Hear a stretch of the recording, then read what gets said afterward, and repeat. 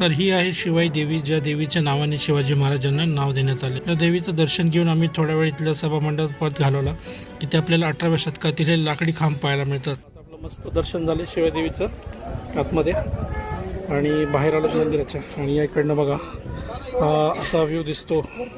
जिजाबाई या गडावरती होत्या, म्हणजे जेव्हा त्या गरोदर होत्या त्यावेळेस या गडावरती त्या राहायला होत्या आणि त्यावेळेसची परिस्थिती वेगळी होती. त्यांना सुरक्षेसाठी इथे ह्या गडावरती आणलं होतं, कारण हा गड जरा त्या काळी सुरक्षित वाटत होता शहाजी महाराजांना, म्हणून त्यांना ह्या गडावरती ठेवलं. आणि त्यावेळेस जी काही परिस्थिती होती मराठ्यांची, आपली जी महाराष्ट्राची परिस्थिती, जे निजामशाही वगैरे जे काही आपल्यावर अत्याचार वगैरे चालत होते, जिजाऊंनी इथे देवीला नवस केला की बाई देवी, जर मला मुलगा झाला तर त्या मुलाचं नाव तुझ्या नावावरूनच ठेव. तर तसंच झालं आणि मग त्यांनी शिवाजी महाराजांचं नाव या देवीच्या नावावरून